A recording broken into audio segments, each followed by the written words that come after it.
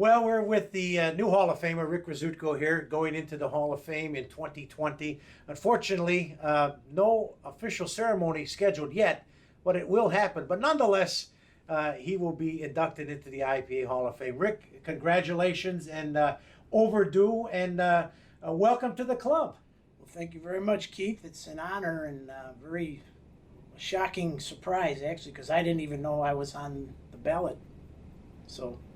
Well, how do you figure? Let's talk about, we've been friends for over 40 years, but there's probably maybe some people viewing this today that don't really know your story. I guess you could say that it's kind of part of your family history. Your grandfather played with the great Steve Adamczyk Orchestra. You come from an area in Chicago known as the St. Peter and Paul area, where so many greats like Lenny Gomulka, Fred Hootie, Rich Berkowitz, Richie Gomulka, Sudsy, so many of the great... Lenny Gomulka, yeah, Maxie Cava, right, so Barry many... Mittick, right, of the great... Zach Jubro.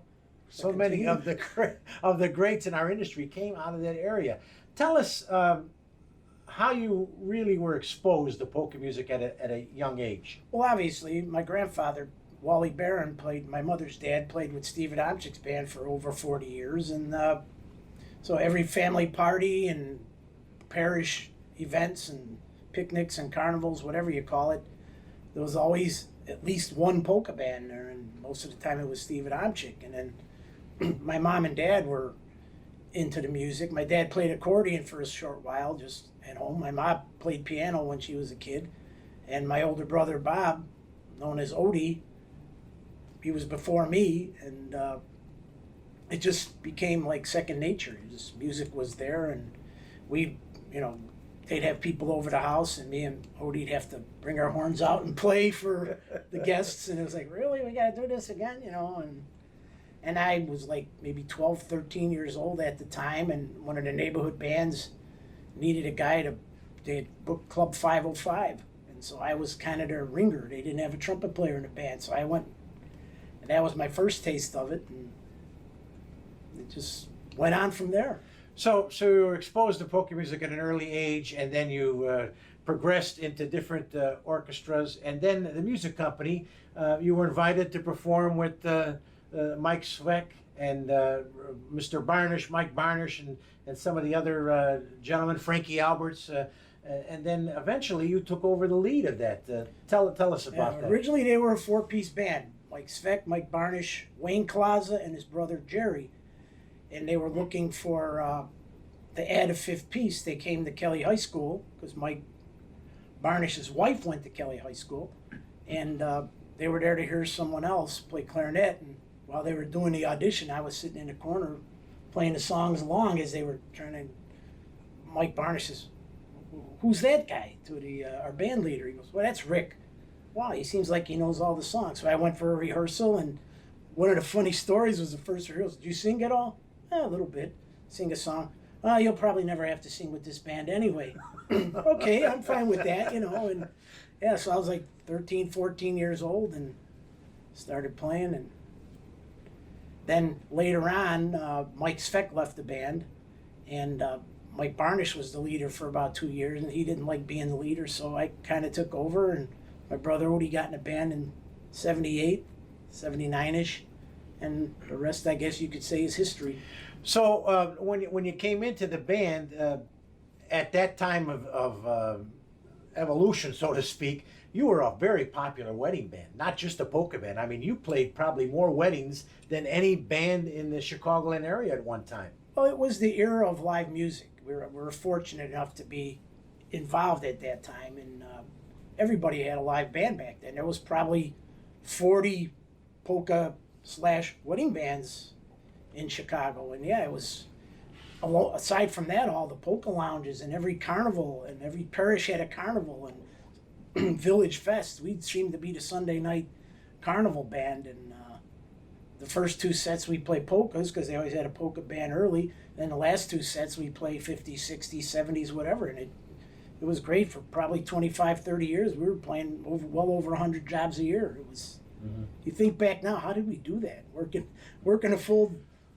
Well, I think maybe that experience that you talk about, wedding band, led you. You're one of probably the only musician that I know of that features a harmonica in polka music.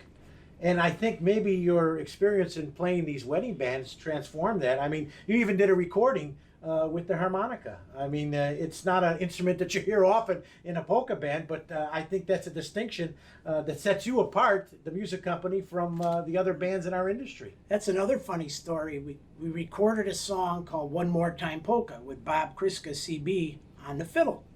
And we would do Thank God I'm a Country Boy, and for some reason, he played by ear. He could never find A. That started off several times. So I went out and bought an A harmonica, and at the beginning I would just go da da da da, so he could hear the A chord, and then he'd come in, and then it just. When he left the band, we kept playing the song, so I just started doodling on harmonicas. So the music. Some people like it, but some people don't. Like Dennis Mikolayevsky. The music company's been around for over 50 years. 1969, the band was formed. Yes, I was Performing. not an original member. A couple of recordings to your credit.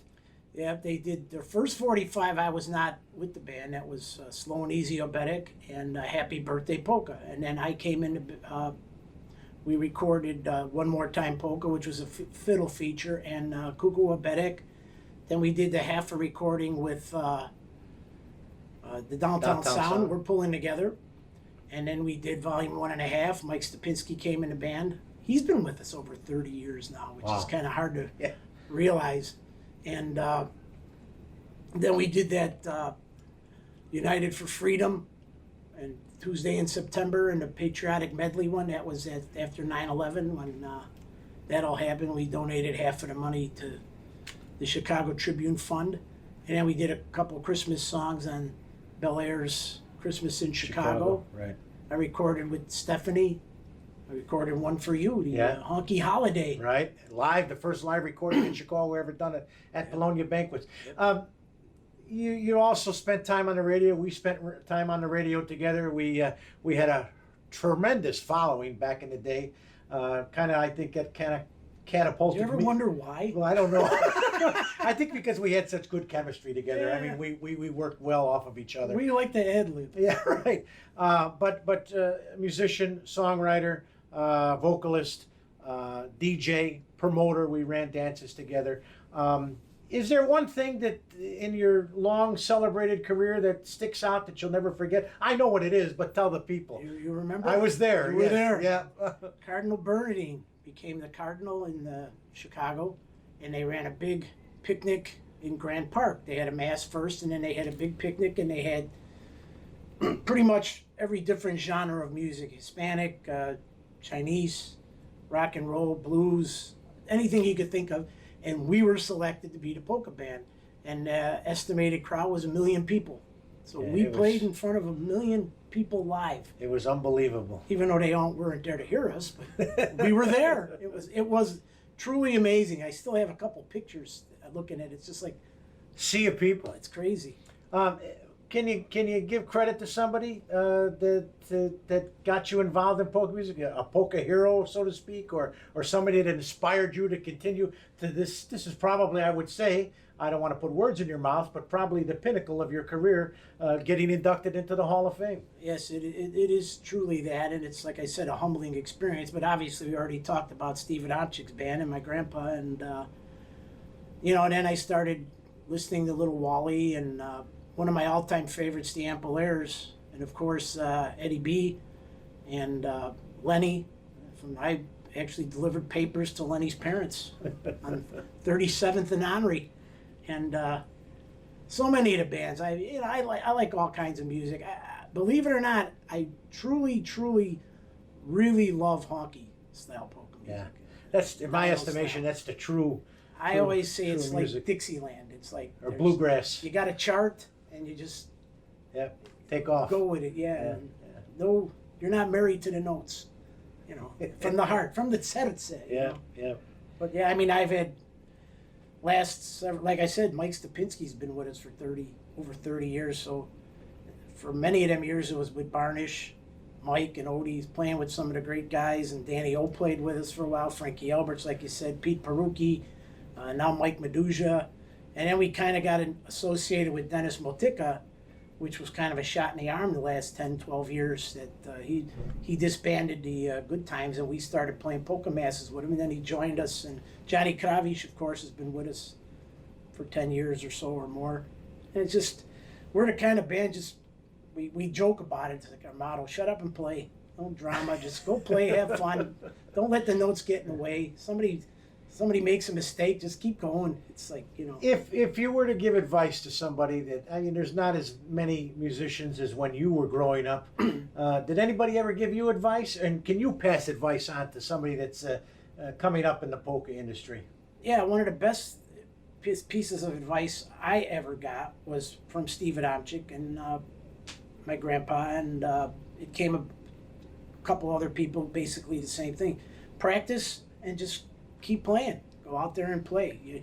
The best way to learn, even though you have to practice, the best way to learn is do it on a job, do it live, and if you make a mistake, you'll never make the same mistake twice. That's right. Learn from it. And you know, you're playing in front of people. That's the hardest thing about this COVID stuff. It's like you can practice all day in a house, but you get out there on stage and you play live, and that's what it's all about. You know, no matter if there's 100 people or 500 people, just play for who's there and do your best, and you know, give 100%.